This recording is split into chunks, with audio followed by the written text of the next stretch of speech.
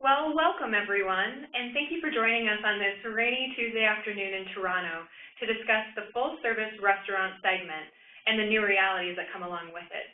Whether you're listening from near or far, we really appreciate you taking a few minutes out of your day for this really interesting discussion. But before we begin, there are 3 housekeeping items I'd like to cover before diving in. First, everyone's line is on mute. Please keep your phones on mute to minimize the background noise during the presentation. We appreciate that. Secondly, at the end of the webinar, we will have dedicated time for Q&A, so please hold any questions until that time, and please send any questions to me through the chat feature at the top of the WebEx screen. Finally, we are recording today's session, and we'll be sending a copy to everyone following the webinar so you can review again or share with colleagues. Okay, so let's get started. With each year comes a new theme based on what we observe in the industry. And this year, we've observed more change in the restaurant industry than we have in some time. There's been digital delivery, increasing minimum wage, franchisee disputes, app launches, meal kits, and last but not least, marijuana legalization. With all this in mind, we felt it would be most fitting to deem this year's theme of the 9th edition of our full-service restaurant study as Exploring New Realities. I've had the pleasure of meeting with many of you who've joined us today, but for those of you whom I have not yet met, my name is Ashley West, and I lead NPD's Canadian food service business. Now, I have to say, one of the best things about what I do and what really gets me out of bed in the morning is getting to work alongside some of the most talented experts and analysts in the food service industry, namely Vince Gavalloni, who we'll be hearing from in just a few minutes.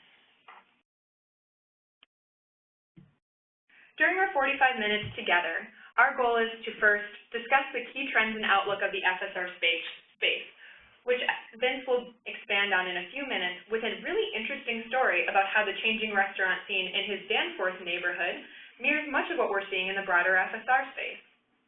And secondly, because everyone loves free stuff, at least I know I do, this discussion will give you a free sneak peek at some of the great insights contained in the 9th edition of our FSR study. Oh, why are we doing this and why are we here today? Well, because at the heart of what we do, we aim to help you grow your business by providing best-in-class research and insights to help you navigate an increasingly complex industry. But before I get into the thick of it, I wanted to take a few minutes to set the stage with some of the new realities we are seeing take shape in the FSR segment. So we've been telling you for years that the overall food service market is flat. This isn't new news. And we all know that FSR is, unfortunately, one of the biggest drivers of that decline, especially in the past 3 years.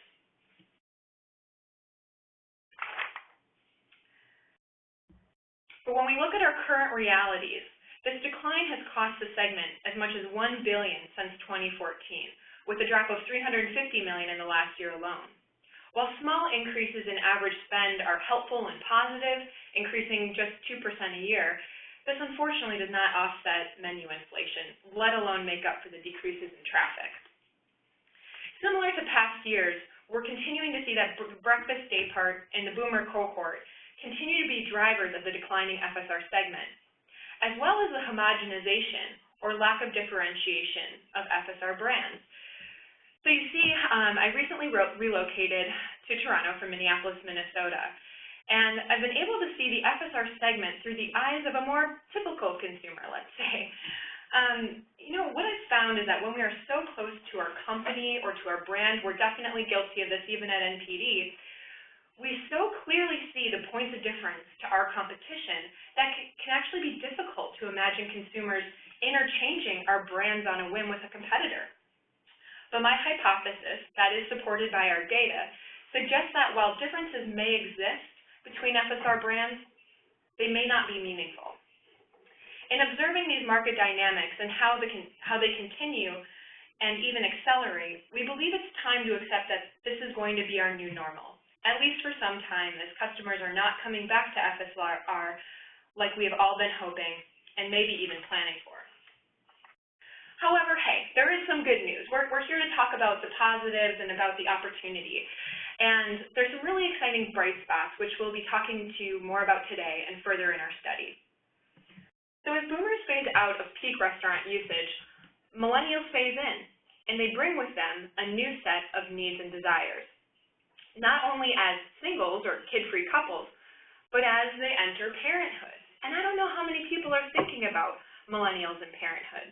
The mistake with this generation is to not anticipate where they are moving, which is eventually toward having children. But outside of their change in life stage, millennials are ushering in an increased appreciation for specialization and authenticity. A great example of this is the Assembly Chefs Hall in downtown Toronto. The tiny footprint packs a punch, let me tell you, featuring 17 of Canada's best chefs in a one-stop shop format. But don't be mistaken, this is not your mother's food court experience.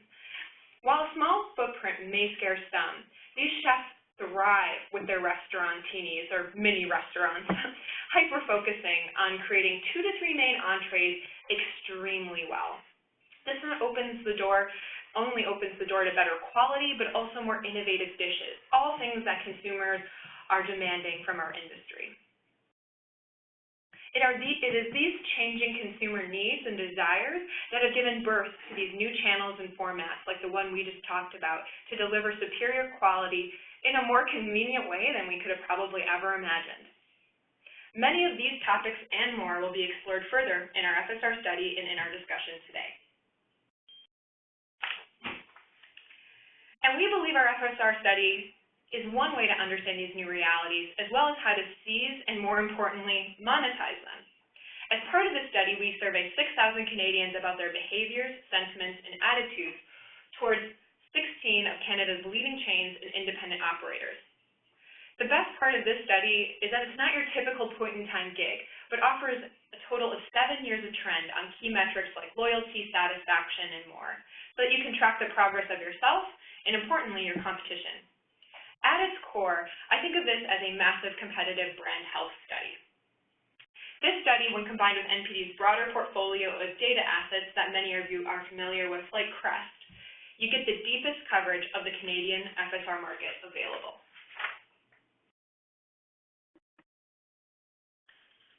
Speaking of deep coverage, our full-service restaurant study offers a number of different benefits, most namely an incremental and deeper lens into the FSR segment as compared to the CREST service I just mentioned.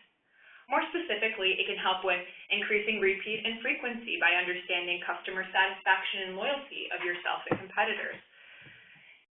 It can help drive traffic by understanding the why behind the buy and gaining visibility to the motivations and need states driving traffic. It can help you learn how to stand out in the highly competitive bar area by gaining insights and nuances that surround bar occasions. It can help you size and understand the opportunity for technology-enabled convenience, both including digital delivery and standard delivery.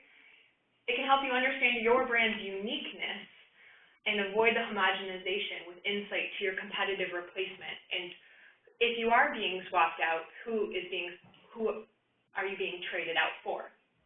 And finally, which I think this is really the crux of the report and of the study, is that it's really customizable to your needs and has a great depth of insight that can be analyzed and cut by age, reason, restaurant brand, and among tens and dozens of more dynamics. On that note, we realize that we have a blend of manufacturers, distributors, and operators who have joined us today, and we hope to demonstrate today that there is something in this study for each of you. So, on today's menu, Vince will be taking you through some very interesting insights from our FSR study, focusing on the new realities of FSR in the shifting food service landscape, why we visit FSR, digging into some of those motivations and need states, looking at the transactional to the experiential reasons. And then finally, we'll cap it off with a conversation around digital and technology-enabled convenience and how it's changing everything that we do.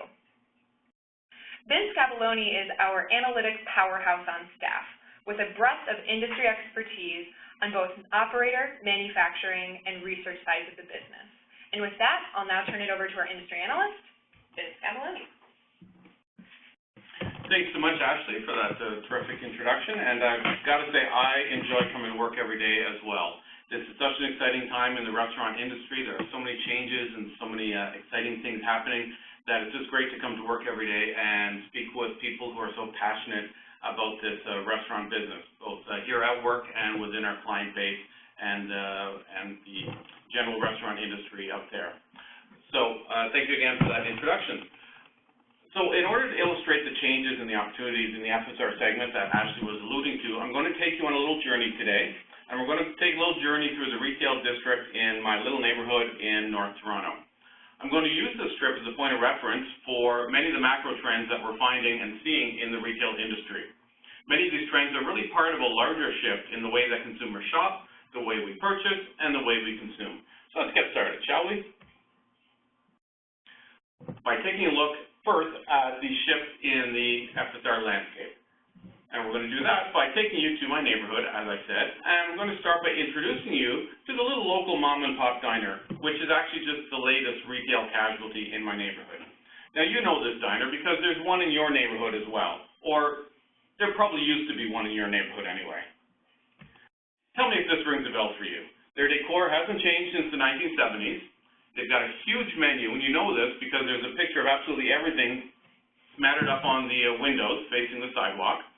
There's a faded newspaper review on the front door telling you how wonderful they were in 1989. And now this restaurant is closed. Now, you could say that they're just a victim of the declining market, but instead I would argue that they really just didn't keep up with the times. As I continue through this presentation today, think back on this little local business and on the things that they didn't do, which would have helped them to survive in this challenging market. Now, not to worry, there's still lots of places to eat in my neighborhood. First of all, right next door to that old diner, there's a gourmet sandwich shop that just opened up. And across the street, well, there's a brand new gyro shop. Now, my apologies to all my Greek friends. I know I'm not pronouncing that properly, but any of you Seinfeld fans out in the audience, well, you'll know what I'm referring to. And then also, not too far off the main strip is a brand new Longo's. For those of you who are not from Southern Ontario, Longo's is a regional grocery store chain, and they've recently opened up this new store in my neighborhood, but this is so much more than your standard sort of grocery location. I'll get back to that shortly, but first, let's talk about these two new restaurants. So what do these restaurants offer that the old family diner didn't? Well, they provide a food experience. It's entertainment. It's a reason to go out, and it's not just about eating. They both have open kitchens, which just turns food preparation into food theater. Turns a simple act of ordering a sandwich into a 3-act play. They have harvest tables and window seats for guests to share with their experiences with strangers, with their friends, with even anybody who's walking by on the sidewalk outside. They both offer delivery through multiple platforms through these third-party aggregators. And of course, the food is exceptional, selected from small, focused menus, as Ashley was referring to earlier. The sandwich shop has 6 sandwiches on their menu, and the gyro shop, they have just 4 core items on their menu. They are focused, and they do what they do exceptionally well. And what about that Longo store? Well, this is more than just a grocery store. This is, again, a food destination. It turns food shopping into an experience. They have their kitchen concept, serving chef-inspired foods on hot table, cold table, or for take-home. They have a full-service restaurant, complete right in the store, serving microbrews and local wines. There's an event space where you can have a party, participate in food sampling events, or attend cooking classes. I'm going to one next week, actually. I'm very much looking forward to it. And when you're done, will you grab a coffee at the on-site Starbucks? This location is truly the epitome of the grocerant. And this location also responds to the trends that we're reporting in our EPIC report on the millennial consumer, and that is that millennials just shop out for food less frequently than any of the other generations. So this Longo store, in offering all of these different ways to get food, is just answering that trend and providing the one-stop shopping that the millennial generation is demanding for the food purchases. So why am I focusing on all of these non-FSR concepts during an FSR presentation? Well, because these are two of the fastest growing trends that we're seeing in food service right now. The fast casual segment, which is where the sandwich and the gyro shop would be classified, well, these are restaurants that are serving FSR quality food, but with QSR convenience and pricing that's somewhere in between. The grocery chains, meanwhile, well, they've all stepped up their food quality, and they're not just serving rotisserie chicken. They've stepped up the food quality, they've stepped up their facilities, and again, they're providing convenience at a discount to what the FSR operators would be able to offer. And while these emerging segments are stealing traffic from traditional FSRs, they're also providing a premium alternative to traditional QSRs. This is crucial because the millennial generation, which has grown up with QSR operators, well, they're looking for an improved experience, but they just don't quite have that disposable income yet.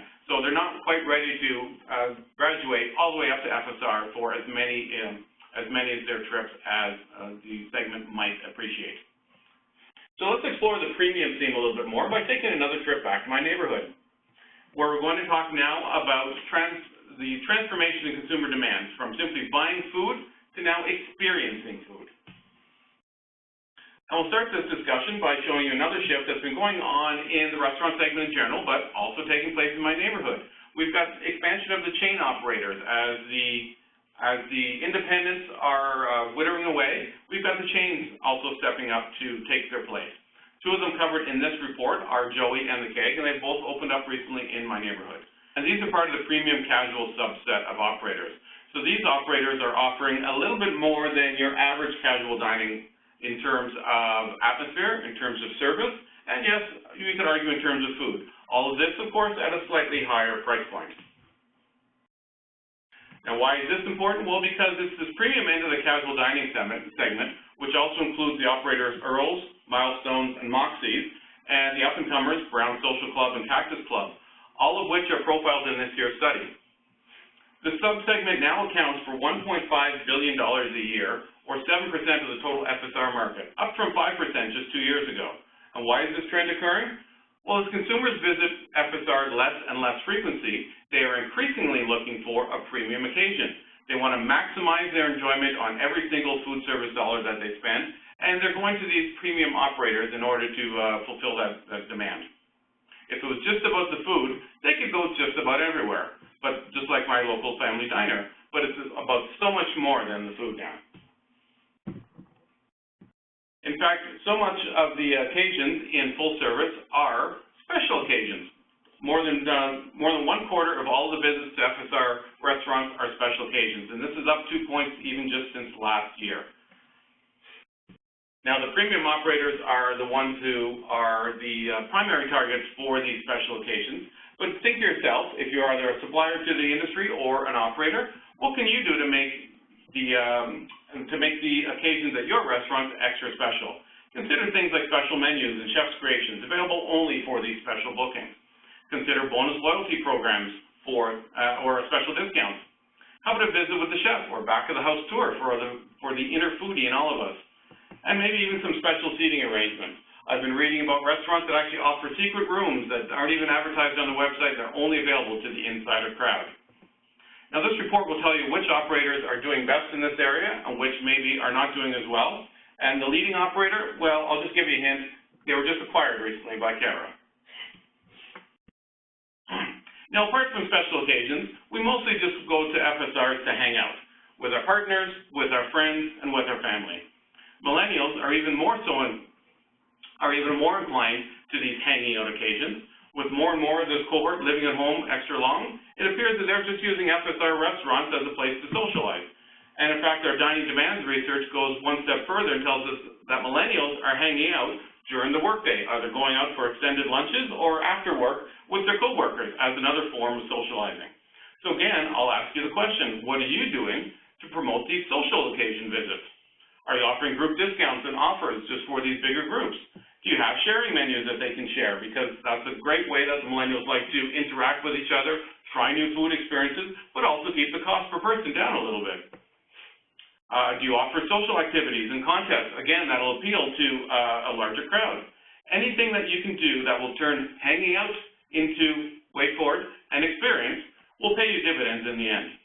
And finally, the fourth reason we all go to FSR, well, is to get food that I just can't get at home. Remember, it's not all about the food anymore, but don't kid yourself. FSR visitors will not sacrifice food quality in exchange for that experience. You truly need to offer both.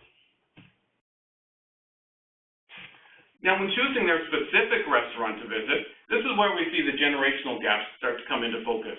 Millennials, for example, will be more likely to look for an indulgent food offering that offers a treat or satisfies a craving. but all at an affordable price.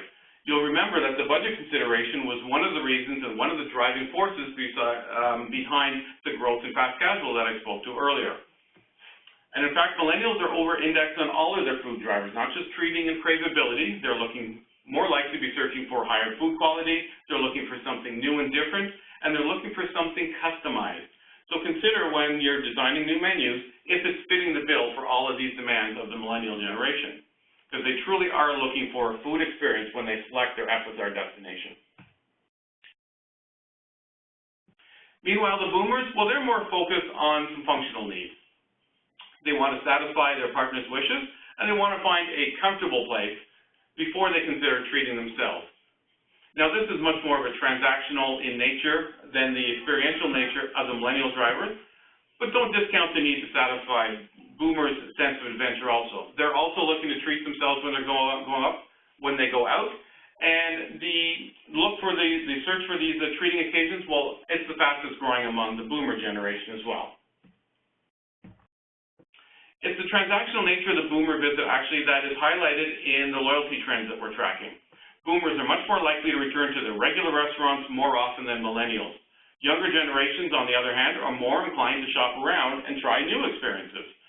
With the rise of the millennial generation in terms of their share of visits, we have actually seen a decline in loyalty across all of the operators that we've been tracking since 2010. Now, one interesting loyalty trend that we've noticed in the past year is actually a bump in Kelsey's visit penetration. Now, this has been a nice turnaround for a brand that has been declining in recent years. And the only other brand that has seen an increase in penetration this past year has been Jack Astor's. I'll get back to them shortly. So now, if you want to think back to the story that Ashley was talking about earlier, where her first experience with this market was a lot of sameness, a lot of homogeneity, sameness. Homogenization. Homogenization. Thank you, Ashley, for that. Yes, homogenization. So carrying on this theme, it is really this sameness that I think is driving the younger customers away from the big chains. Instead, they are turning to the independents and the other small chains that are not captured in this study. Millennials are constantly on the lookout for new and exciting dining experiences, and they tell us that they like to order something different every time they dine out. Independents and small chains are fitting the bill. The best places to find these, again, are the authentic independent operators with the smaller, focused menus, like those two operators I told you about in my neighborhood earlier. Now, the study indicates that many of the brands listed here are interchangeable in the eyes of the consumer, with just a few exceptions. Instead, the operators tend to fall in really into three buckets. We've got the premium operators that I spoke of earlier, and then there's the family-friendly operators like Scores in Quebec and White Spot out west, and then there's everybody else who falls into that kind of hazy middle ground. Perfectly terrific brands, terrific operators, but the consumer is just telling us that they don't distinguish really between them or among them. They're all kind of the same in their eyes. So the challenge for these big chains then is how do they still offer their large menu selections that appeal to everybody, but act a little smaller and a little bit more local? Well, one way to act small and more local is with a successful bar program. About 2/3 of our study respondents will tell us that they have actually visited a restaurant bar in the past 3 months, and that includes 3/4 of the millennial population. The number one reason they visit the bar area, well, what else? It's to hang out with friends. Here in Toronto, it's not like we're going out to cheer on any of our sports teams because they're all playing golf at this time of year. It's also important to note that our bar guests are more likely to revisit than regular restaurant guests. Now, this therefore makes an excellent way for an operator to grow their repeat visits and to grow their brand loyalty among this millennial generation. A successful bar program needs to include good food. It needs to include a variety of beer and alcohol options to satisfy the adventurers in the crowd. Yes, that's the millennials once again, but also the traditionalists, if that is the target market that you are focusing on. That would be the boomers who tell us that they like to order the same thing and the same brands every time they go out to eat. And then just like the special occasions that I spoke of earlier, consider how you can localize your large chain. Consider hosting local focused events, serving local beers, wines, and foods, like that Longo store that I told you about. And consider providing a clear separation between your bar and your restaurant, again, so that everybody is comfortable with the occasion that they've chosen to experience that night. Bringing together all these concepts I just presented, I wanted to give you a few specific examples of some things that FSR operators are doing to, well, join them rather than try to beat them. And these are new concepts that are taking on all competitors and localizing their formats. We'll start with a couple of the Cara brands, Swiss Chalet and the Pickle Barrel. Well, these two brands offer walk-up windows, basically offering quick service restaurant convenience within their full-service footprint. Now, they've always offered this, and they've done it very well, but these guys have the right idea. They're just taking on QSR head-on. Meanwhile, in Quebec, we have the Saint-Hubert brand, and they have two sub-brands. They've got their local neighborhood bar called the Saint Hub, and then they've also got their Saint-Hubert Express Concepts, which is a fast casual version, which is just a quicker way to get the same great food that you've always come to expect from Saint-Hubert. Next, and we're back to Jack Astor's here again, which is a large regional chain here in the Ontario market, which is promoting their localness by offering a variety and a selection of craft and local beers.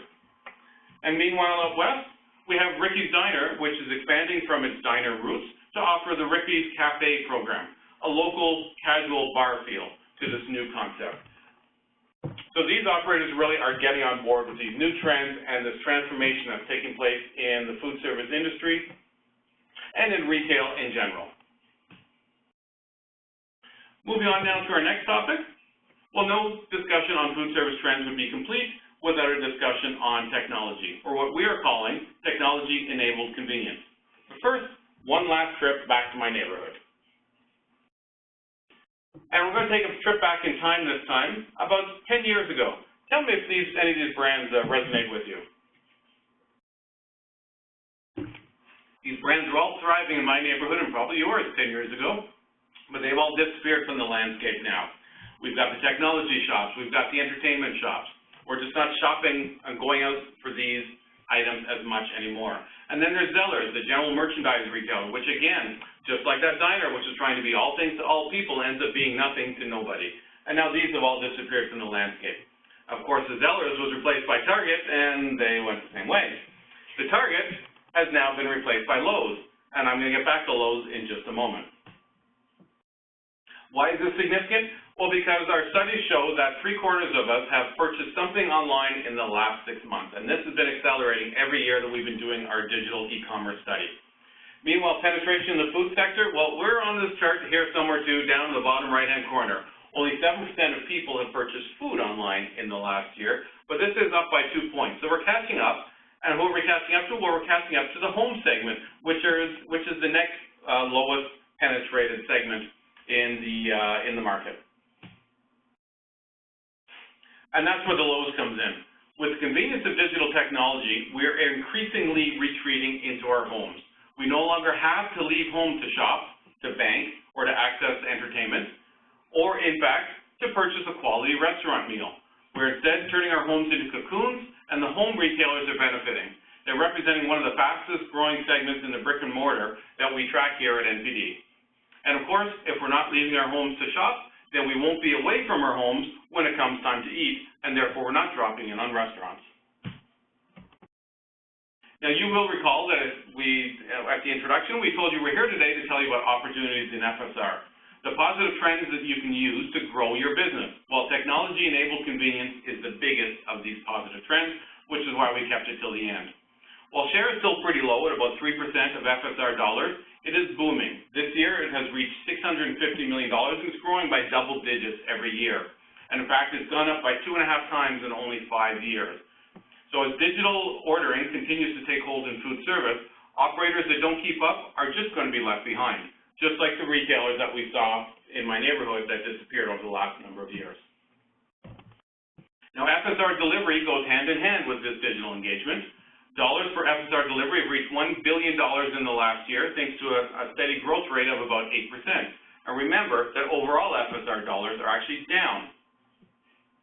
Digital ordering represents 40% of all delivery traffic, and the average spend on these orders is about $16, which is actually in line with the average spend in restaurants. So these delivery orders are actually a great way to continue to build your revenue. And this can only go up. Looking at delivery data from our markets that we track around the world, I can tell you that Canada is underdeveloped in both terms of delivery and in terms of digital penetration. So this is not a fad. Digital delivery is definitely a trend. 3/4 of the population tell us that they have actually ordered from an FSR in the past year. Meanwhile, 4 in 10 actually purchase at least once per month. And why do they purchase? Well, it's all about convenience, with consumers stating that they order from an FSR restaurant simply because they didn't feel like cooking. So just so you're keeping track here, consumers are telling us that they're staying home more and more, and yet nobody has time to cook. I'm telling you, my old Italian mother would be mortified by this, but I'm also here to tell you that if this is not an opportunity in the food service industry, then I don't know what is. Digging deeper into the data, digital delivery offers consumers and smaller operators alike a chance to connect in the virtual world when they might not actually connect ever in a bricks and mortar world. As expected, the top bricks and mortar operators like Boston Pizza and Swiss Chalet are also the top digital operators. But offering a digital platform is not dependent on size. In fact, 40% of all digital orders that we track are going through the third-party websites like Uber Eats. Now, I can't emphasize this enough. Your delivery orders are not a nuisance or burden. They are a new way for you to attract new customers and build new traffic and revenue streams. Half of delivery customers tell us that they will consider visiting a restaurant if they have a positive delivery experience. So make sure you are executing excellently on these delivery experiences. What do you need to consider when you're developing your delivery program? Well, choose a third-party operator that will represent your brand well. Make sure that your delivery menu is delivery-friendly. Not all things will travel well.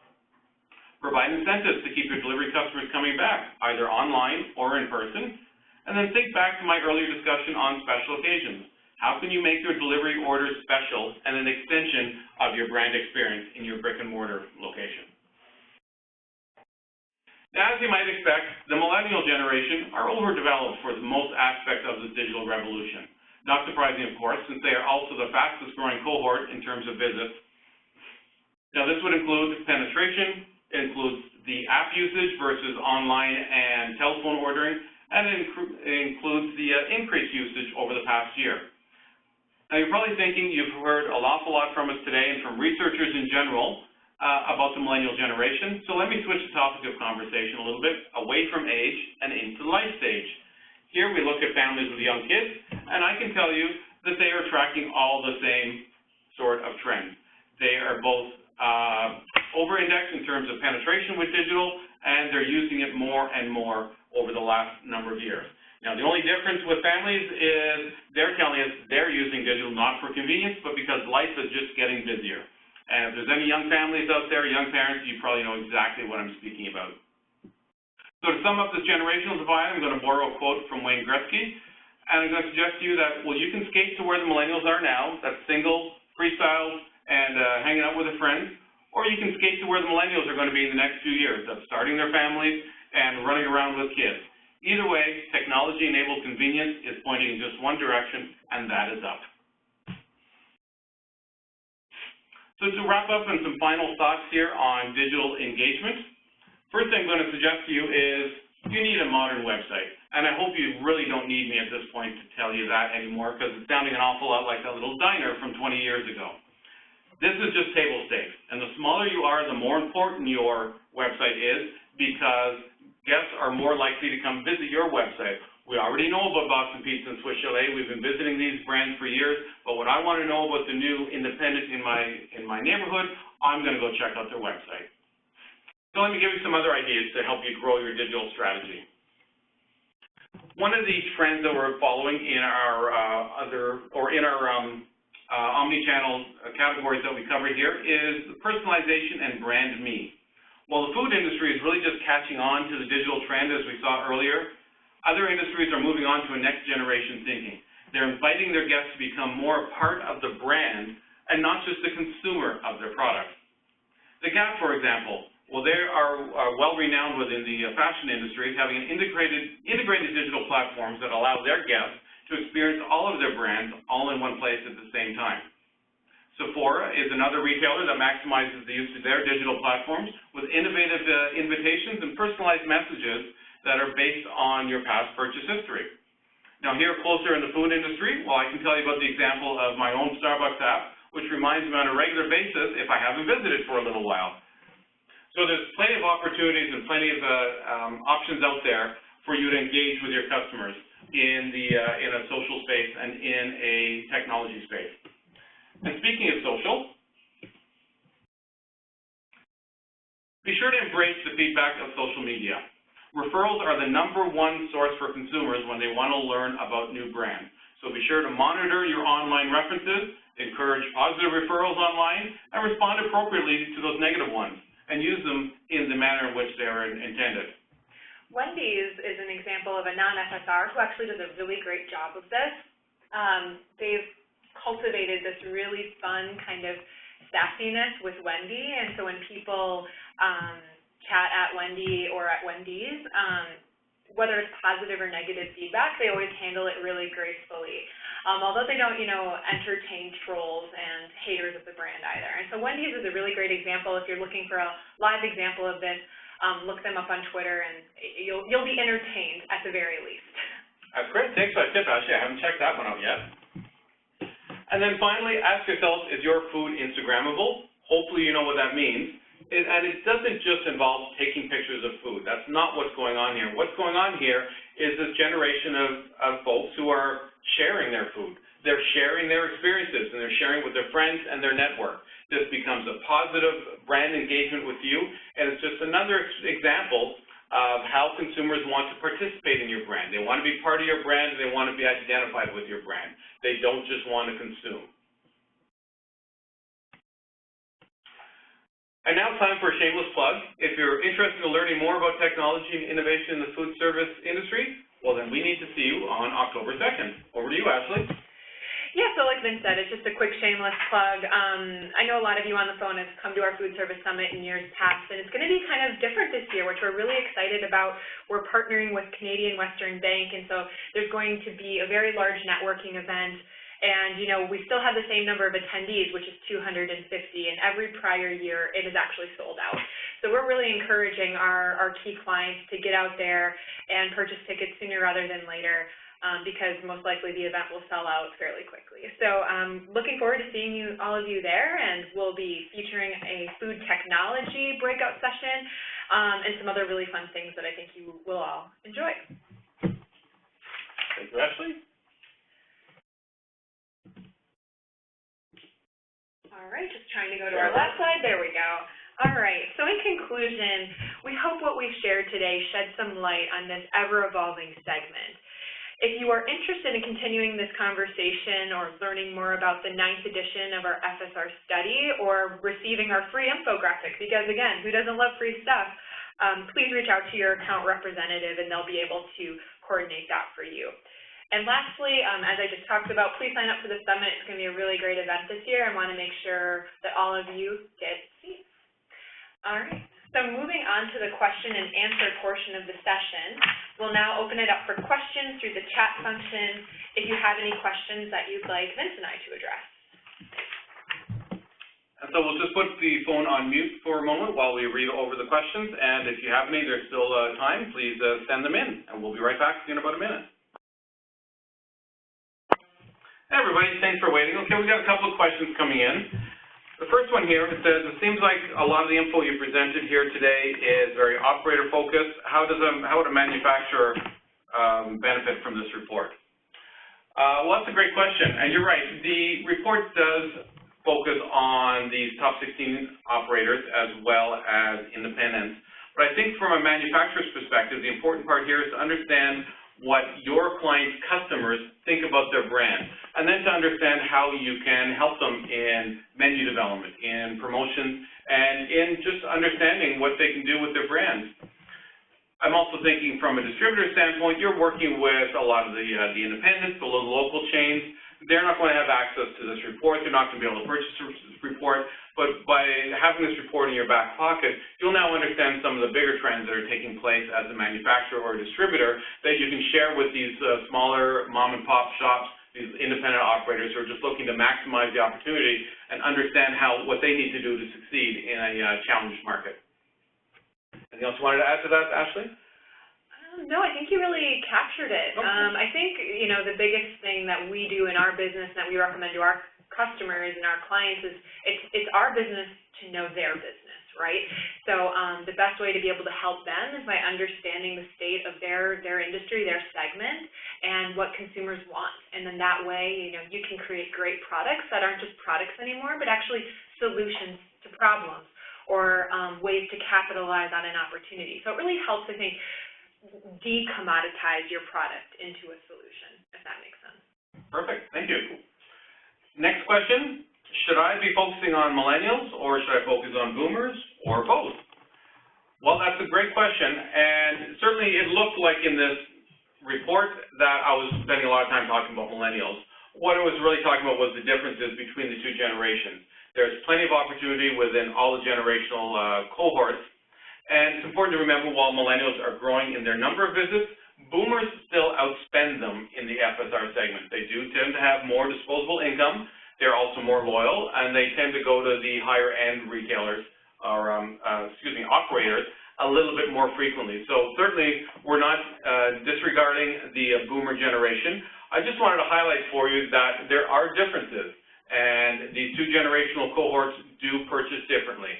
And it's not only so much necessarily about age, but about the life stage. So consider if you are serving if you're a family-friendly sort of restaurant, we do see a decline lately in the number of family visits, but we do expect that that will increase as, again, the millennials start to have their families start to go out. So there's always going to be a place for that family-friendly restaurant where you can bring all the generations out in one time, and there's something for grandma, and something for the little kids, and something for everybody in between. There'll always be a place for that in the market.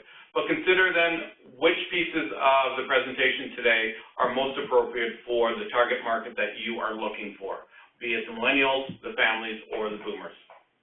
Yeah, I think we just want to be careful that we're not yet disregarding an entire generation of people who do have, you know, the highest, I think, recorded wealth of any generation in human recorded history. I mean, boomers are still really important. However, you know, I think that makes sense if you're doing your 3 to 5 year plan. If you're looking at a 5 to 10 year plan, then maybe that's where your millennials become a little bit bigger fixture and a bigger driver of that long range plan. So we know that we can answer, you know, every question you probably have in just our short 45 minutes today. But again, whether you're joining from just down the street in Toronto or out west somewhere or on one of our coasts, we really appreciate you taking the time to join us today. And please reach out to your account contact if you have any interest in continuing this conversation. And we wish you a great rest of your afternoon.